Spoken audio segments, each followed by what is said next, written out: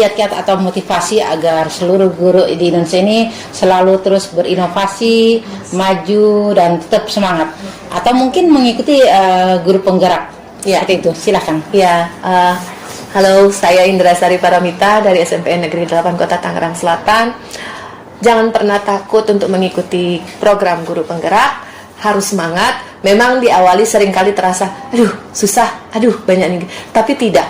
Asal kita mau belajar, asal kita mau meluangkan waktu kita, itu semua bisa terlewati. Dan yang jelas akan membawa dampak baik buat diri sendiri dan sekolah pastinya, utamanya untuk anak-anak kita. Kita harus memiliki sebuah program yang berdampak pada murid, semuanya untuk memenuhi kebutuhan murid-murid kita.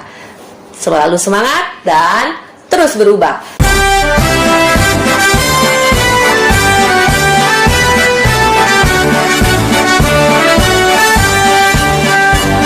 Bulatkan tekad, kuatkan hati, negeri ini memanggilmu kawan. Belajar, bergerak, berbagi untuk negeri. Guru penggerak, majukan pendidikan. Guru penggerak menghamba pada murid. Kreatif, rancang pembelajaran. Hargai potensi, tingkatkan prestasi. Lahirkan profil pelajar Pancasila. Belajar, bergerak, berbagi untuk negeri. Kita menjalin kolaborasi. Belajar, bergerak, berbagi untuk negeri. Demi bakti pada Ibu Pertiwi. Assalamualaikum warahmatullahi wabarakatuh. Saya Siti Abdina, pengajar praktik angkatan 10 yang akan membersamai di hari ini pendampingan individu terlibat di SMP Negeri 8 Kota Tangerang Selatan. Hari ini saya membersamai CGT Ibu Indra Sari Paramita, SPSI. yang siapa ini? Belum bisa Bang. Terima kasih. Penggerak menghamba pada murid. Kreatif, rancang pembelajaran. Hargai potensi, tingkatkan prestasi. Assalamualaikum warahmatullahi wabarakatuh. Waalaikumsalam warahmatullahi wabarakatuh. Apa kabar Bu Mita? Alhamdulillah Bu Meti baik. Bu Meti sendiri bagaimana? Alhamdulillah sehat. Pada hari ini saya akan menjadi penantang tema dan fokus pendampingannya, yaitu rancangan program yang berpihak pada murid, di mana fokus pendampingannya yang pertama refleksi penerapan aksi nyata di modul 3.1, kedua diskusi rancangan program yang berdampak pada murid, yang ketiga diskusi perkembangan komunitas praktisi yang sudah dijalankan di sekolah ya, tentunya sudah diimplementasikan dengan rekan sejawat.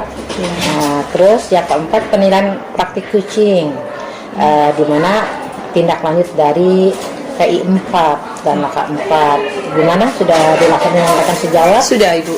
Sudah. Apakah tema dan fokus pendampingan ini Ibu sudah memahami? Sudah Bu, insya Allah. Alhamdulillah ya. Apa saja proses yang sudah berjalan selama 1 bulan terakhir? Ya, proses yang sudah berjalan selama 1 bulan terakhir modul 3.1 tentang pengambilan keputusan berbasis nilai-nilai kebijakan sebagai seorang pemimpin, di mana di modul ini terlihat bagaimana seorang pemimpin, dalam hal ini kepala sekolah, terlibat di dalam suatu permasalahan, mau itu dilematika ataupun bujukan moral. Nah, bagaimana sebagai seorang pemimpin untuk memiliki keterampilan dalam pengambilan keputusannya, sehingga hal ini bisa menjadi sebuah solusi untuk kedepannya. Yang kedua, di modul 3.2 tentang pengelolaan sumber daya, di mana bagaimana kita mengidentifikasi secara tentang aset-aset yang ada di sekolah kita, tentang aset-aset di mana sekolah kita, sehingga kita bisa mempergunakan, berkolaborasi dengan seluruh warga sekolah untuk mempergunakan aset atau kekuatan yang ada di dalam sekolah kita. Dan yang ketiga adalah pengelolaan program yang berdampak pada murid. Di sini di modul 3.3, dengan aset-aset yang kita sudah miliki tadi, kita berusaha menciptakan program yang bisa memiliki impact atau dampak kepada murid kita. Ada perubahan yang terjadi pada murid, tidak hanya pada guru, tetapi di sini juga kepada murid. Seperti itu. Ya, mengenai pendampingan individu yang keempat, yaitu Ya. coaching supervisi akademik ya. Iya. Rencana tindak lanjutnya, apakah Ibu sudah melaksanakan dengan rekan sejawat? Sudah Ibu, alhamdulillah dengan coaching supervisi akademik ini kan dimulai dengan kami terlebih dahulu melakukan supervisi akademik dengan Ibu dengan coaching ya. Lalu hal itu kami bagikan praktik baik itu kepada teman sejawat, dan teman sejawat sudah kami berikan hal-hal yang merupakan alur daripada coaching tersebut dalam supervisi akademik, baik itu PSE atau KSE yang ada masuk ke dalam RPP yang terintegrasi diferensiasi. Nah, terintegrasi pula dengan PSE dan KSE. Nah, setelah sudah membagikan praktik baik ke teman sejawat, kemudian teman sejawat itu kita mulai coba untuk membuat coaching supervisi akademiknya. Nah, hal ini pula yang ditularkan kepada teman-teman yang lain saat saat akan melakukan observasi kinerja di PMM, Bu, dengan konsep hal yang sama. Ada pra, ada observasi, dan pasca observasi. Seperti itu. Artinya sudah Ibu membersamai Sudah. rekan sejawat dalam penyusunan RPP juga. Sudah, penyusunan Ya. RPP juga dengan RPP berdiferensiasi dengan ada hasil dari asesmen. Hal-hal yang dianggap sebagai capaian belajar selama 1 bulan terakhir itu bagaimana, Bu? Ya, capaian yang sudah diperoleh dalam 1 bulan ini yang pastinya adalah sebenarnya dari sebelum-sebelumnya ini kami sudah mulai menjalankan penanganan yang adanya segitiga restitusi, kemudian kita juga sudah bisa memetakan bakat dan minat anak melalui hasil asesmen, sehingga kita bisa menciptakan RPP yang berdiferensiasi dari hasil asesmen tersebut. Begitu pula dengan hasil produk yang mereka lakukan, itu merupakan hasil dari produk diferensiasi pembelajaran berdiferensiasi. Kemudian kita juga sudah mulai memetakan aset-aset yang memiliki, jadi kekuatan-kekuatan yang ada pada di sekolah, lalu kekuatan-kekuatan itu yang kita olah untuk bisa menjadi suatu hal produk yang menonjol atau yang bisa diunggulkan dari sekolah ini. Baik, terima kasih Bu Mita. Alhamdulillah makin kesini makin ibarat makanan sudah padat berisi ya. Iya. Berproses ya Bu ya. Iya, karena sekarang udah mulai menuju akhir, Iya. jadi dari perkembangan sikap, keterampilan pun sudah mulai banyak di modul 1, 2, 3 yang sudah ditularkan ke rekan sejawat ya. Insya Allah. Ya, semoga betah dan selalu tetap semangat untuk membersamai teman-teman. Tugas yang diberikan waktu itu kan adalah terkait dengan pengambilan keputusan dari pimpinan sebagai pimpinan di dalam sekolah tersebut dalam menghadapi suatu permasalahan berdasarkan nilai-nilai kebajikan yang ada. Nah, wawancara yang saya lakukan itu pada 2 sekolah, yaitu di sekolah saya sendiri, kemudian di kepala sekolah Sawah Besar. Di kepala sekolah Sawah Besar. Nah, di situ Pak Majid, Bu, dengan Bapak kepala sekolah saya Pak Musli. Nah, untuk pada saat proses wawancara tersebut terkait dengan permasalahan yang terjadi di sekolah, bagaimana kepala sekolah mengambil sebuah langkah di dalam proses pengambilan keputusan dari permasalahan tersebut. Apakah beliau ini sebagai pemimpin di sekolah sudah mengambil keputusan berdasarkan nilai-nilai kebajikan, sudah berdasarkan 349 ya Bu ya, di mana 3 prinsip kunci, 9 langkah keputusan, dan kemudian konsep dari pengambilan keputusan ini, apakah mereka sudah bapak-bapak ini sudah menjalankan semua itu. Dan alhamdulillah ternyata kedua kepala sekolah, yaitu baik kepala sekolah saya di SMP 8 dan Pak Majid sebagai kepala sekolah SD di Sawah Besar itu bisa sudah menjalankan ke 3 prinsip tersebut, 349 itu. Nah, alhamdulillah sehingga proses berikutnya hanyalah tinggal maintenance dari permasalahan tersebut. Solusi sudah didapatkan, tinggal bagaimana memaintaince jawaban ataupun hasil akhir dari pengambilan keputusan tersebut. SMP di saya itu terkait dengan ini Bu, siswa yang kelas 7 yang sering tidak masuk, namun karena proses itu adalah karena beliau anak ini membantu orang tuanya, sehingga menjadi suatu permasalahan saat di rapat kenaikan. Nah, di situ terjadi dilema etika antara rasa keadilan Dan kasih sayang ya. Gitu. Nah, jadi belas kasihan sama kasih sayang, di mana anak ini melakukan ini karena dia harus membantu orang tuanya, sehingga akhirnya Bapak Kepala Sekolah menjalankan prinsip tersebut, akhirnya memberikan kesempatan kepada anak ini untuk tetap naik kelas, karena apa yang dia lakukan sebenarnya kan bukan maunya dia, tapi karena kondisi yang membuat anak ini seperti itu. Nah, kalau yang di SD Sawah ini ya terkait ini Bu, terkait konsep pelepasan, di mana ada kolaborasi antara orang tua, jadi ada dana budgeting yang kurang, di mana mereka harus tetap menjalankan, sehingga mereka menjalankan pelepasan itu hanya di sekolah berdasarkan dengan apa yang mereka miliki, aset yang mereka miliki. Pada saat penerapan di sini, jadi dari situ saya bisa, dari hasil aksi nyata itu saya bisa menerapkan di dalam kehidupan saya sehari-hari di sekolah, di mana saat saya menghadapi permasalahan-permasalahan yang bertolak belakang gitu, disitulah bagaimana kita mengambil keputusan yang terbaik dengan melewati 349 itu. Karena kalau sudah melewati 349 itu, paling tidak kita sudah nilai yang kita lakukan itu benar apa tidak, dengan adanya uji yang 9 langkah untuk pengujian. Nah, dari situ pun akhirnya bisa menerapkan, terutama pada permasalahan-permasalahan yang sekiranya cukup pelik gitu. Nah, di situ bisa kita terapkan. Ya.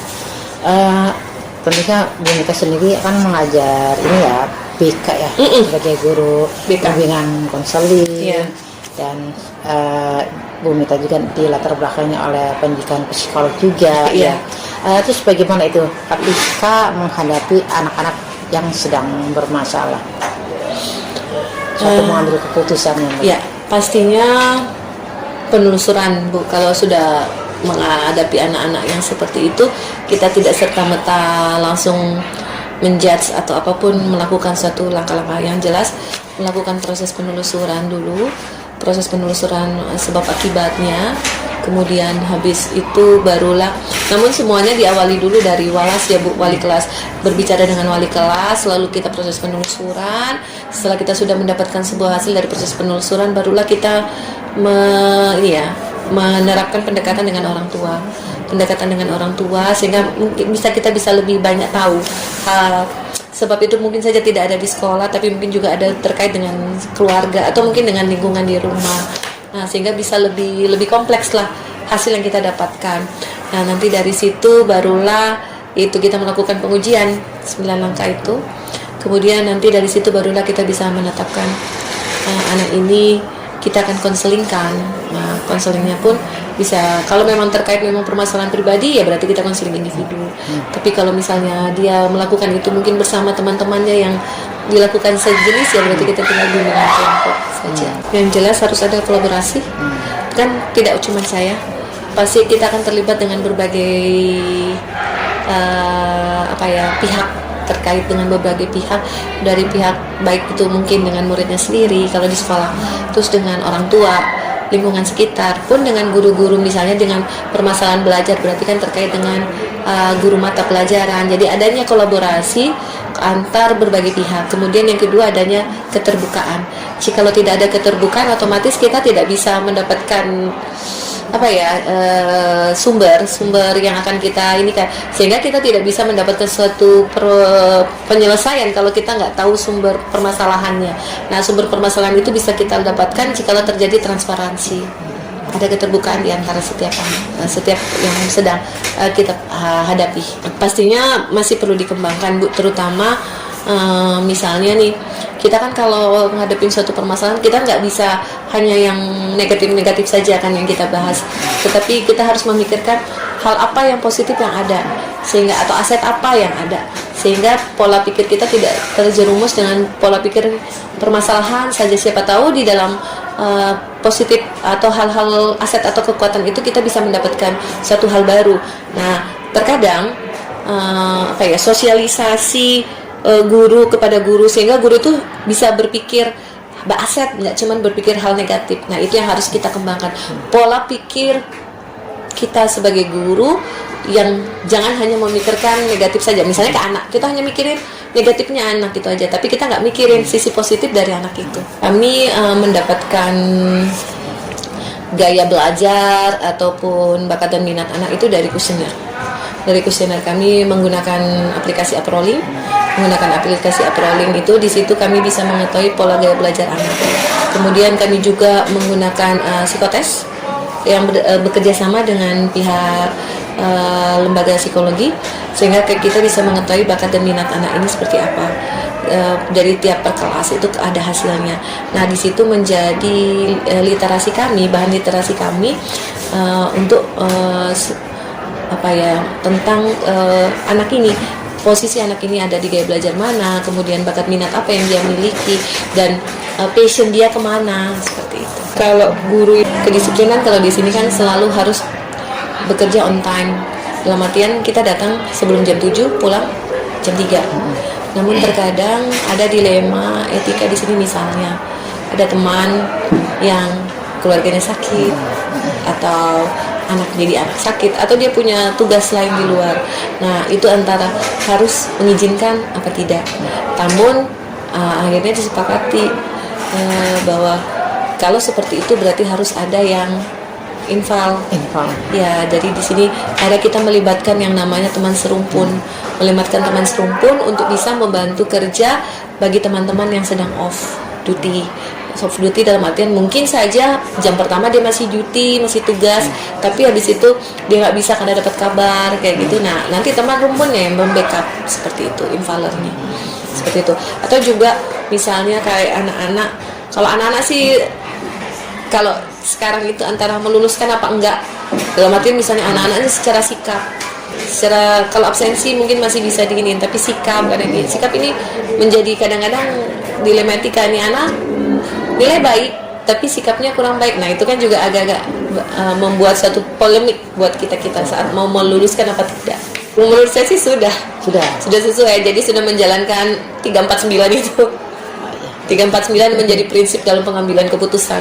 Jadi memang seperti kata Bu Meti, kadang karena kita masih belum terbiasa ya Bu, kita belum terbiasa sehingga kadang-kadang melakukan itu, yaitu ala bisa karena biasa.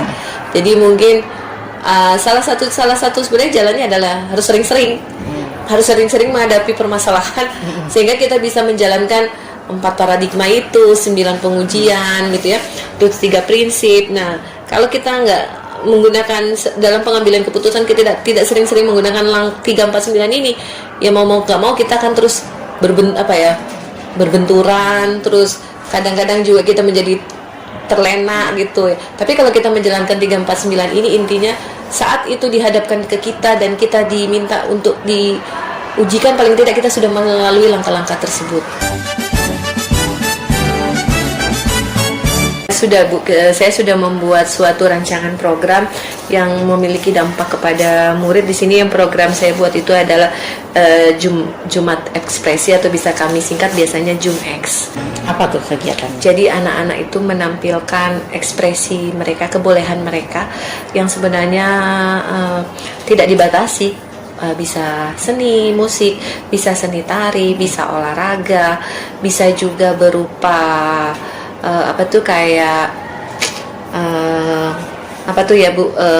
drama kolosal kayak gitu-gitu.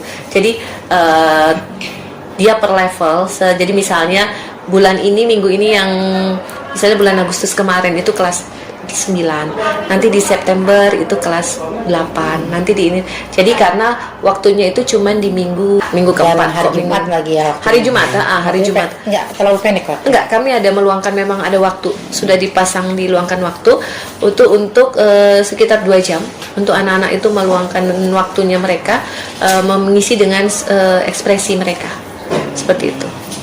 Jadi yang pastinya kelas 8 misalnya dari A sampai ya sampai habis. Pokoknya jadi kasarannya gini Bu, kalau memang itu belum kelar ya sampai tuntasin kelar seperti itu. Jadi hari Minggu itu misalnya untuk minggu itu di minggu keempat itu untuk kelas 8 ya kelas 8 1 sampai 8 10 sampai 8 11. yang lainnya penonton.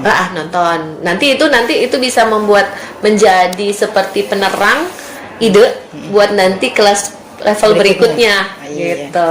Misalkan kelas 8 menampilkan dari beberapa kelas itu ada drama, Ada drama kolosa, ada sosiodrama. ya adanya misalkan seni musik, Ada. seni tari, ya seni Ada lain-lain ya seperti itu. ngedance atau apapun.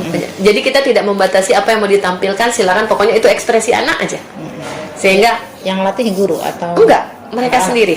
Mereka sendiri. Iya. Sehingga dari mereka untuk mereka. Seperti itu. Pada saat membuat rancangan program tersebut, bagaimana tuh prosesnya? Apakah menggunakan alur bagja, tirta Iya, dan Ibu. lain-lain? Pastinya dalam rancangan ini dimulai dulu dengan saya membuat tujuan dari program ini. Tujuan dari program ini kan untuk menumbuh kembangkan kepimpinan murid dengan pendekatan yang berbasis pada aset. Jadi yang kita munculkan itu adalah keunggulan atau kekuatan-kekuatan yang ada pada diri anak, yang setiap anak memiliki potensi yang berbeda-beda. Kemudian yang kedua, mereka harus berani mengekspresikan dirinya. Karena kita ingin melihatkan kepercayaan diri mereka harus timbul. Terus yang ketiga, tanggung jawab dengan pilihan apa yang mereka akan tampilkan di saat diberikan waktu untuk Jumat Ekspresi itu. Nah, setelah ini kan dengan tujuan, barulah kami membuat yang namanya dengan program berdasarkan bagja itu, Bu. Jadi di sini kalau di bagja ini yang bisa saya ini kan adalah ini, Bu. Kan kalau di sini karena kita punya kekuatannya itu kan anak-anak ini punya anak-anak yang berprestasi, sehingga kita berusaha untuk melibatkan mereka. Nah, untuk bagjanya, tahapan bagja yang sudah saya jalankan di sini adalah yang B, Bu. Di sini bagaimana kita dapat meningkatkan keunggulan. Membuat pertanyaannya adalah bagaimana guru dapat meningkatkan keunggulan prestasi murid dalam berekspresi di program Jumat Ekspresi. Nah, yang sudah kami lakukan adalah diskusi bersama kepala sekolah, lalu dengan guru-guru, bagaimana untuk membuat program yang bisa menampilkan keunggulan anak-anak di dalam prestasi untuk bisa ditampilkan, untuk bisa mengekspresikannya di depan teman-temannya semua. Kemudian mengidentifikasi kegiatan apa saja yang bisa memfasilitasi murid-murid kami ini untuk bisa mengekspresikan potensi-potensi yang ada pada dirinya di situ. Nah, akhirnya di sini juga kita melibatkan anak-anak. Kita juga diskusi dengan anak-anak, dengan murid-murid, bagaimana untuk menggali.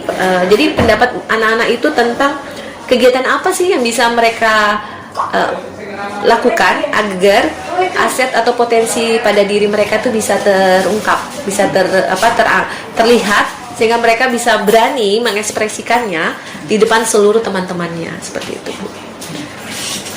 Kalau itu yang saya saat ini baru sampai bagian A-nya, Bu. Di sini adalah ambil pelajaran. Itu saja yang kalau B sama A yang baru saya lakukan. Indikator dari ketercapaian di sini adalah peserta didik itu mampu menumbuhkan kepemimpinan dalam dirinya sendiri terlebih dahulu. Sebelum dia mampu memimpin orang lain, dia harus menumbuhkan kepemimpinan dalam dirinya sendiri dulu. Itu indikator yang pertama. Yang kedua, peserta didik ini bisa berani mengekspresikan dirinya, sehingga potensi-potensi yang ada di dalam dirinya itu bisa terungkap. Yang ketiga adalah peserta didik mampu mempertanggungjawabkan pilihan dari ekspresi yang ia pilih. Artinya nanti anak tumbuh percaya diri ya? Ya, percaya diri dan bertanggung jawab terhadap pilihannya. Tentunya nih, Bu, adakah guru yang memantau misalkan kelas 7 nih, minggu ini, bulan ini kelas 7 dari A sampai dari 71 sampai 711. Adakah guru memantau misalkan 71 wali kelasnya siapa gitu kan? Pada khawatir yang tampilnya hanya anak-anak tersebut gitu. Misalkan satu kelas 45 anak. Nah, anak-anak tertentu. 45 anak itu apakah nanti semuanya akan kena gitu? Jadi jadi khawatir ada yang anak yang dari 45 itu ada yang diam saja. Iya, diam saja. Enggak, jadi kami sudah meminta kepada setiap walas itu untuk jadi tidak hanya anak-anak tertentu saja. Jadi misalnya nih ada anak yang memang tampil, tapi anak-anak yang lainnya ikut bergabung di belakangnya. Jadi kayak misalnya ada yang misalnya nari atau apa, nanti di belakangnya itu yang ikut gitu. Jadi kita tetap melibatkan semuanya. Walaupun mungkin ada yang lebih punya porsi lebih besar, tetapi yang lain tetap ikut serta di dalamnya sehingga semua terlibat. Jadi ada keterlibatan semua anak. Karena dengan demikian anak itu merasa diikutsertakan. Diikutsertakan, terus tampil percaya diri gitu kan. Dan tentunya keluar nanti dia mempunyai kenang-kenangan. Oh iya, saya pernah gitu kan di sekolah ini ikut misalkan sosial drama ataupun menari atau dan lain-lain seperti itu. Meski hanya sebagai mewarnai yang seperti itu. Jadi walaupun ada yang menjadi porsi besar sebagai mungkin kasarannya sebagai peran utama, tetapi teman-temannya yang lain ini tetap ikut serta di dalamnya karena yaitu ini bukan penampilan individual, tetapi ini adalah penampilan kelas. Penampilan kelas di mana semua punya hak untuk bisa mengekspresikannya. Jadi misalnya ada yang nari dan dia sedangkan yang ini silakan saja seperti itu. Apakah wali kelasnya memantau bertanya itu tentang latihannya di mana? Hari apa? Betul Ibu. Di sini misalkan setiap hari Sabtu sore di sini ataupun bagaimana? Mereka yang saya pantau itu, yang saya pantau nih ya kan sudah ada beberapa yang sudah mulai ini mereka melakukannya pulang sekolah. Karena di sini ini alhamdulillah sekolah menjadi rumah kedua dari anak-anak. Jadi terkadang kami pun agak-agak susah untuk membuat anak-anak ini pulang ke rumah karena mereka betah di sekolah. Nah, di saat mereka jam pulang sekolah selesai, mereka melakukan latihan tetap dengan pantauan wali kelas. Dari keseluruhan proses yang sudah sesuai untuk mencapai tujuan pada murid Ibu ya. Tentunya berproses semua itu sehingga ada ketercapaian dalam tujuan pada akhir. Jadi dukungan utama dari kepala sekolah, yang kedua adalah wali kelas yang mensupport setiap saat apa yang akan diekspresikan oleh anak-anaknya dan yang mengetahui potensi apapun yang dimiliki oleh anak-anaknya. Nah, yang ketiga sebagai pemeran utama yaitu anak-anaknya. Ketika sekolah ini sudah ada JUMX terus ketika nanti ada kegiatan tentunya kita sudah ada bekal artinya nanti ada kegiatan apa pensi ataupun inilah anak-anak yang ditampilkan dan itu bisa juga menjadi modal dasar saat kita misalnya mau menentukan FLS 2N atau menyambut tamu atau misalnya kita mau ada acara besar misalnya mauludan atau apa sebagai misalnya mau ada tari pembuka atau apa, itu sudah ada bisa ditentukan dari situ. Bagus sekali ya Bu ya. Lebih kepada menumbuhkan student agency di dalam diri anak-anak. Saat anak-anak berusaha untuk mau mengeksplor semua ekspresinya, mengeksplor semua potensinya sehingga bisa mengekspresikan dirinya, hal ini bisa berjalan Bu. Tetapi jikalau anak-anak tidak tanggap atau tidak bereaksi dengan ini, mungkin program ini juga akan mengalami hambatan. Guru-gurunya pun kalau misalnya tidak mendukung dalam proses tumbuh kembangnya studi agensi pada tiap anak pun juga akan menjadi hambatan. Sebenarnya kalau konsep saya adalah hambatannya bagaimana menumbuhkan student agensi itu. Terus bagaimana cara menghadapinya itu? Ya mau tidak mau harus kerjasama, banyak ngobrol dengan teman-teman sejawat, banyak ngobrol dengan teman sejawat sehingga bisa satu frame untuk dalam program ini. Karena kalau kita tidak satu frame kan pasti benturan terus. Bahwa yang kita inginkan anak bisa berkembang, anak bisa tumbuh, menciptakan menumbuh kembangkan potensinya, kemudian bagaimana anak itu bisa berani. Nah, kita sebagai guru ya harus bisa memberikan wadah itu kepada mereka. Sejauh ini yang saya lihat sangat memicu proses pengembangan diri dari seluruh anggotanya, dalam arti ini Bapak Ibu guru di sini, karena komunitas belajar ini bisa menjadi wadah berbagi ilmu untuk merancang strategi pembelajaran, terus metode-metode, terus langkah-langkah, trik-trik dalam menghadapi siswa-siswa yang mungkin ada yang memiliki hal-hal berbeda gitu ya. Jadi dalam komunitas ini banyak hal yang bisa kita peroleh, banyak berbagi praktik baik, segala hal banyak bisa kita dapatkan hal-hal baik lah di dalam komunitas belajar di Poska ini, menjadi wadah proses pengembangan diri dari semua anggota daripada komplek. Ada beberapa hal yang terjadi perubahan dari diri teman-teman, terutama yang saya perhatikan adalah bagaimana mereka memenuhi kebutuhan siswa. Dulu mungkin kita menjadi senternya, sekarang mereka lah anak-anak ini yang kita harus butuhkan, kita penuhi kebutuhannya. Dimana memenuhi kebutuhan bukan memenuhi ini, tapi bagaimana kita bisa menempatkan anak ini sesuai dengan potensinya dirinya sendiri, kodrat alamnya dia, karena tiap anak kan punya kodrat alam masing-masing ya Bu ya.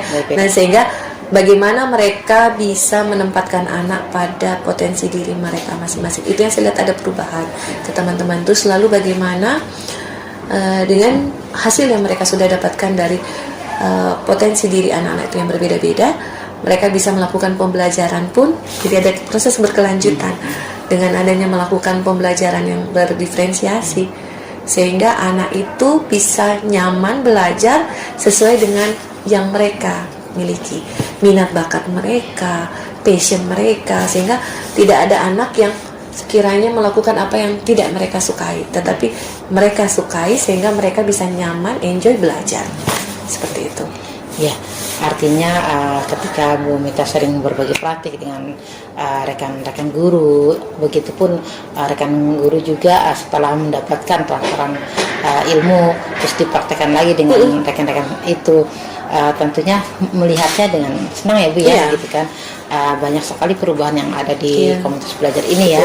Dan ini selain memajukan sekolah juga memajukan anak-anak ya. Pastinya Bu, kan program ini walaupun kelar itu hanya di saya kan, namun hal baik yang perlu dibagikan itu kan masih terus harus berlanjut ya, sehingga komunitas praktisi itu ya tetap berjalan. Nah, PR-nya kedepannya adalah tetap menumbuhkan kegiatan ini, sehingga tidak stuck. Mau dilakukan mau secara luring, mau dilakukan secara daring, intinya kita harus terus membagikan hal-hal baik kepada seluruh rekan-rekan sejawat, sehingga ilmu itu tidak hanya mau di kita saja ataupun di teman yang lain, tapi saat teman yang memiliki hal lebih bisa dibagikan ke teman-temannya, sehingga yang teman-temannya ini juga bisa melakukan suatu proses perubahan, tidak hanya pada diri kita sendiri tapi juga kepada orang lain. Seperti itu. Jadi pastinya komunitas praktis ini akan tetap dijalankan, tidak hanya berhenti di situ aja saat program ini kelar. Mungkin Ibu punya program pada tahun ajaran ini atau semester depan ya, semester 2, tentunya semester ini, semester 1 kan Ibu udah selesai nih program PGP ini. Apakah Ibu punya rencana atau program gitu tentang sekolah ini? Sudah dibuat ataupun belum dibuat, cuma memang sudah ada? Saya sih sebenarnya ingin membuat seperti yang saya pernah inginkan, yaitu prakasa perubahan saya itu ingin membuat adanya, kalau dulu itu kan adanya hanya kelas olahraga. Kalau saya sih menginginkan di sekolah ini ada, karena kita melihat aset kita, kekuatan anak-anak kita itu ada di seni dan olahraga. Saya sih menginginkan adanya kelas seni dan olahraga. Namun memang untuk saat semester ini kami masih terhambat dengan sedang ada pembangunan. Makanya untuk proses kedepannya mungkin ini akan terus berlanjut. Saya mencoba, karena itu kan bisa dilakukan dengan proses seleksi terlebih dahulu di awal tahun pelajaran. Nah untuk tahun pelajaran ini mungkin saya masih bisa agak stuck gitu Bu, karena kan dengan adanya pembangunan gedung sehingga kita agak susah untuk bergerak. Namun insya Allah di tahun berikutnya mudah-mudahan saya bisa tetap menjalankan program ini secara berkelanjutan, yaitu menumbuhkan menciptakan keunggulan prestasi keunggulan dari peserta didik yang unggul dalam bidang seni dan olahraga dengan membuat kelas untuk mereka. Ini kelas seni dan olahraga, dan ini sebenarnya kan sudah didukung oleh kepala sekolah ya jelas Bu, sama ini Bu, Permendikbud yang terbaru, yang itu bahwa sudah akan ada kalau dulu kan cuma olahraga, kalau sekarang secara dasar hukumnya sudah ada, sehingga untuk melakukan proses seleksi kelas seni dan olahraga itu bisa dilakukan, dan hanya pembedanya hanya di saat P5. Saat kalau P5 yang lain melakukan P5 berdasarkan tema dari guru, kalau mereka melakukannya berdasarkan keunggulan mereka sendiri, misalnya di unggulan seni dan di keunggulan olahraga. Tentunya jangan lupa membuat perancangan programnya melalui Bagja, pastinya ya. Tirta dan coaching dengan betul ataupun yang lainnya. Betul, pada regulasi dan kebijakan. Assalamualaikum warahmatullahi wabarakatuh. Waalaikumsalam warahmatullahi wabarakatuh. Terima kasih Bu Meti, Pak Yahya sudah hadir hari ini di sini di dalam kegiatan pasca observasi dari kegiatan supervisi akademik. Sebelumnya Ibu, saya melakukan pasca observasi, mungkin ada beberapa hal yang perlu saya jelaskan ke Ibu di sini, bahwa saya dan Pak Yahya telah melaksanakan kegiatan supervisi akademik, di mana karena kami sama-sama mengajar kelas 9, jadi jauh lebih bisa memahami. Pak Yahya ini melakukan pembelajaran di kelas 9 dengan materi profesi dan pekerjaan, mengenal profesi dan pekerjaan. Seperti itu Bu. Kegiatannya, perannya itu kami lakukan di hari Senin, kemudian observasinya kami lakukan di hari Selasa, dan hari ini saya melakukan pasca observasi didampingi oleh Ibu. Gitu ya Bu ya. Jadi saya bisa lanjut dengan Pak Yahya ya Ibu. Terima kasih Bu. Nah di sini Pak Yahya, apa kabarnya hari ini? Alhamdulillah sehat. Sehat ya Pak Yahya ya. Kita kemarin sudah melakukan tahapan daripada supervisi akademik, di mana kita sudah melakukan observasi terlebih dahulu untuk mengetahui kesiapan Bapak. Kemudian kita sudah juga melaksanakan kegiatan observasi itu sendiri di dalam kelas selama 1 jam lebih ya Pak ya kemarin ya. Kemudian kita lakukan itu di kelas 93, kegiatan pembelajaran tersebut dengan materi mengenal profesi dan pekerjaannya. Nah ya, Pak Yahya, ada beberapa hal yang mungkin saya ingin ketahui dengan beberapa kegiatan yang sudah kita lakukan. Bagaimana perasaan Pak Yahya nih setelah melakukan kegiatan pembelajaran di kelas 93 kemarin? Ya. Terima kasih Bu Mita.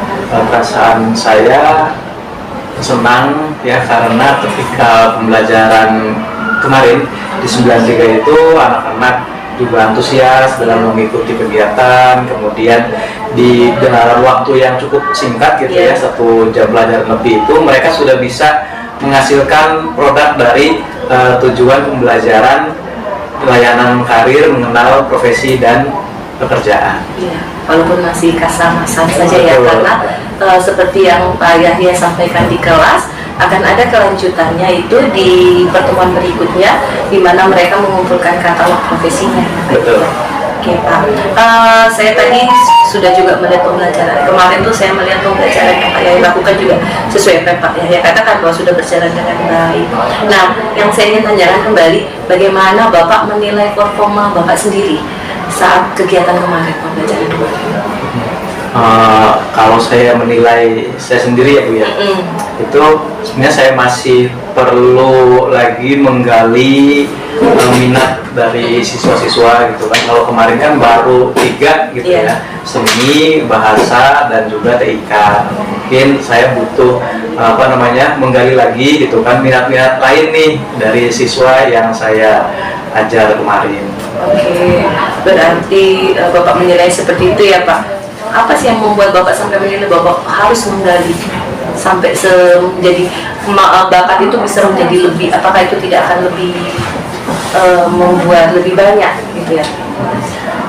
Saya menilai berdasarkan pengamatan gitu ya, kemarin juga kan ada sepertinya meskipun dia memilih minatnya itu di seni gitu ya, tapi kurang antusias nih mungkin gitu kan. Kalau saya gali, oh bisa jadi dia punya minat yang lebih lagi gitu kan di bidang lain gitu.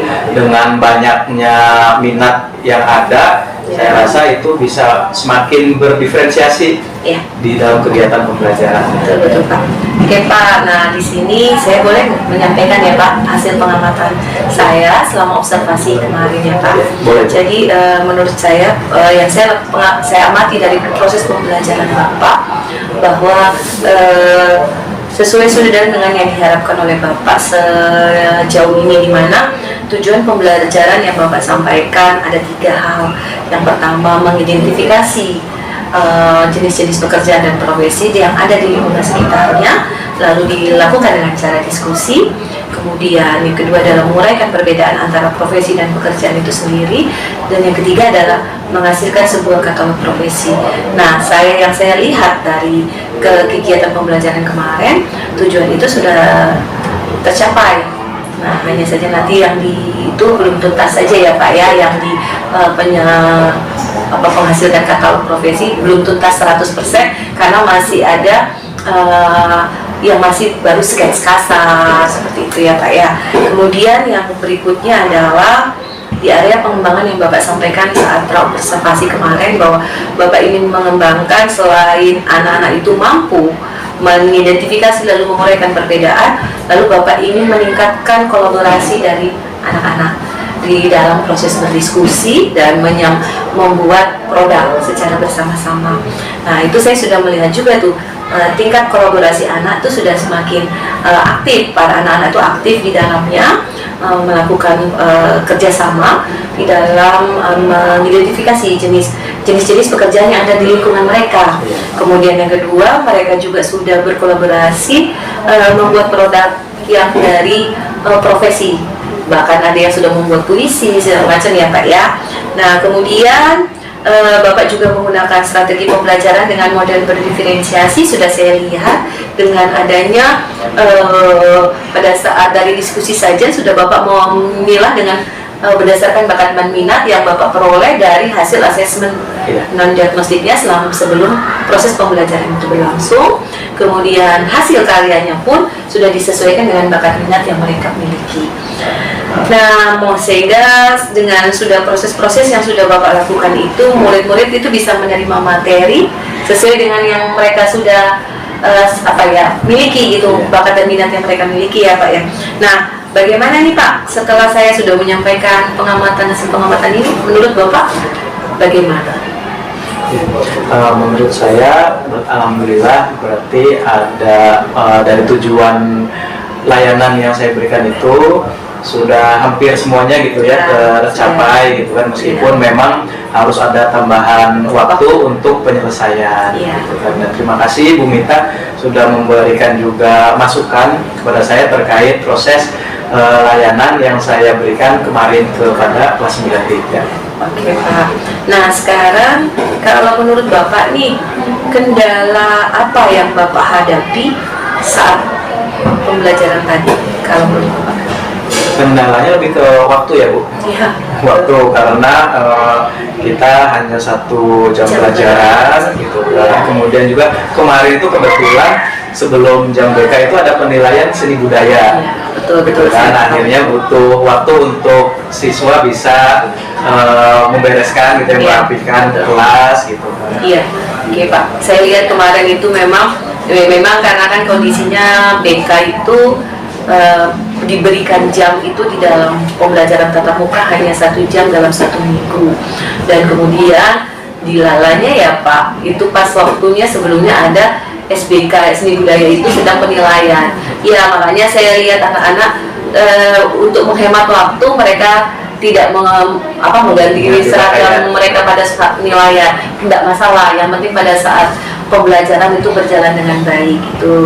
Nah, kira-kira dengan kendala yang Bapak hadapi yang tadi Bapak sampaikan, rencana tindakan yang untuk dilakukan selanjutnya yang rencana selanjutnya saya ingin menggunakan sistem hybrid nih Bu. Maksudnya layanannya itu tidak hanya tatap muka saja ketika jam BK gitu, tapi bisa juga melalui WhatsApp group gitu untuk pemberian tugas dan tindak lanjut dari kegiatan kemarin itu Bu. Oke, jadi proses pembelajaran dilakukan secara hybrid, ada penggabungan ya antara online dan offline ya. Offline-nya tatap muka, online-nya melanjutkan pembelajaran dilanjutkan dengan baik WhatsApp ya. Gitu ya. Oke. Luar biasa sekali nih Pak rencananya, dan mungkin nanti saya akan mencatat semuanya di dalam kompetensi akademik ini. Sebagai penutup nih Pak, kira-kira, jangan kira-kira dong, yang memang yang sudah Bapak ini dapatkan, apa yang Bapak dapatkan dari semua proses ini, dari pra, observasi, dan pasca, apa yang Bapak dapatkan? Yang saya dapatkan yang pertama itu mengenai tertib administrasi, Bu. Ya, betul. Karena ketika kita melakukan layanan itu kita harus mempersiapkan nih semuanya gitu ya, mulai dari modulnya, kemudian KPD-nya, asesmennya, itu kan semua harus kita siapkan sehingga ketika saat layanan itu dapat berjalan dengan baik tanpa ada kendala, misalkan asesmennya belum ada gitu kan, atau hal lainnya yang secara teknis harusnya bisa dipersiapkan dari sebelumnya. Betul. Dengan adanya observasi ini saya bisa lebih menyiapkan lagi terkait dengan administrasi. Iya. Jadi kita memang harus tertib administrasi, itu yang pertama. Memang itu yang selalu kita saling ingatkan ya Pak, di sesama teman sejawat BK, bahwa tertib administrasi itu hal utama, karena kalau kita tidak bisa secara menjalankan administrasi secara tertib, saat kita membutuhkan dan ada yang kosong, itu susah untuk diterima. Jadi terima kasih dengan paparan dari Pak Yahya dan proses yang sudah kita laksanakan. Selanjutnya mungkin ada yang bisa Ibu disampaikan dalam proses pasca ini, Bu, yang tanggapan atau kegiatan Ibu dari kegiatan observasi saya dengan Pak Yahya. Ya, terima kasih Pak Yahya sudah mengikuti dan membersamai dengan Bu Mita sebagai CCJP ya. Alhamdulillah ini juga saling melengkapi. Jadi di sini juga kita saling belajar, di mana Bu Mita dan Pak Yahya pun pada saat mengajar di mana kekurangnya, kesalahannya, dan itu pun Bu Mita saling melengkapi ya. Jadi di sini juga ada proses untuk praktik baik yang akan disampaikan ke anak-anak seperti itu. Jadi tetap semangat terus ya Bu Mita untuk mendampingi agar saya berjalan di sini. Iya, terima kasih Ibu Meti dengan supportnya juga nih ya ke kami semua. Memang insya Allah sesama kami teman BK di sekolah ini insya Allah saling mengisi dengan segala kegiatan kami, Bu. Mudah-mudahan kita terus semangat untuk membersamai terutama anak-anak, karena kita adalah sebenarnya teman anak-anak. Itu saja Bu Meti, Pak Yahya, dengan kegiatan ini saya ucapkan terima kasih. Semoga kita semuanya sehat selalu. Kalau ditanya apa yang paling dikasai, sebenarnya semuanya sedang berproses.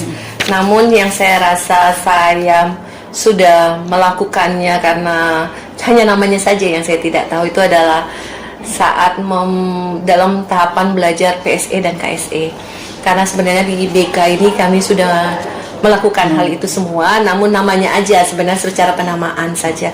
Terus yang kedua adalah tentang filosofi KHD. Filosofi KHD itu bagaimana kita menempatkan anak, memposisikan anak pada kodratnya sesuai dengan potensi-potensinya yang dia miliki.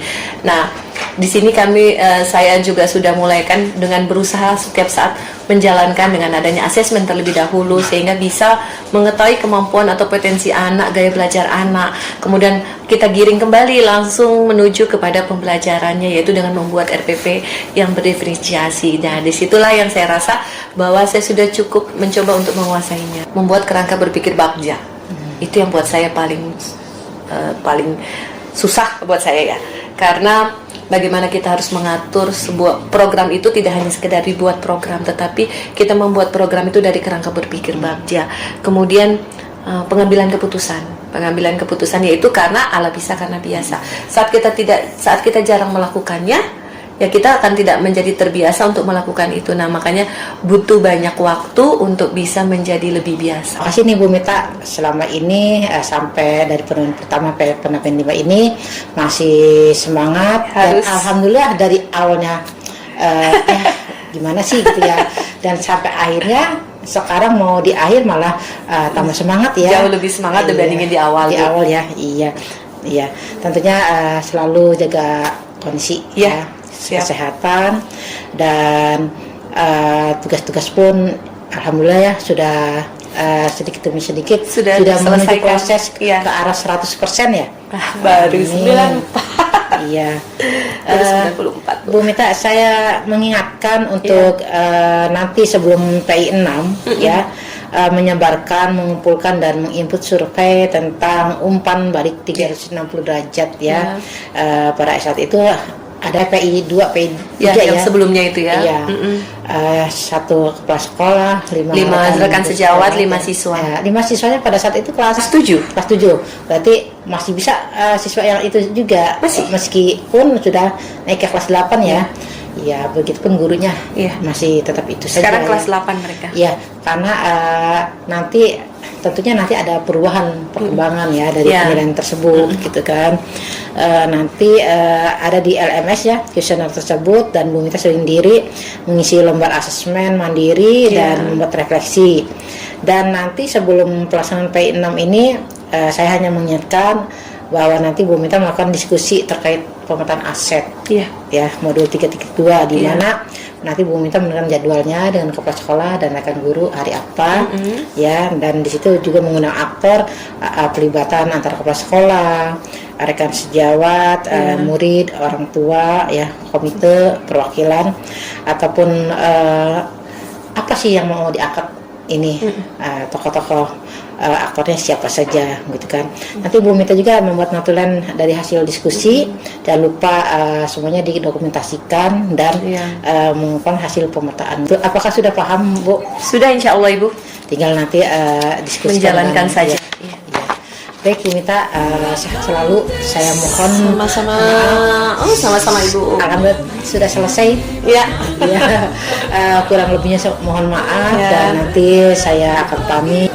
Assalamualaikum warahmatullahi wabarakatuh. Assalamualaikum warahmatullahi wabarakatuh. Ikan guru penggerak menghamba pada murid, kreatif rancang pembelajaran, hargai potensi, tingkatkan prestasi, lahirkan profil pelajar Pancasila.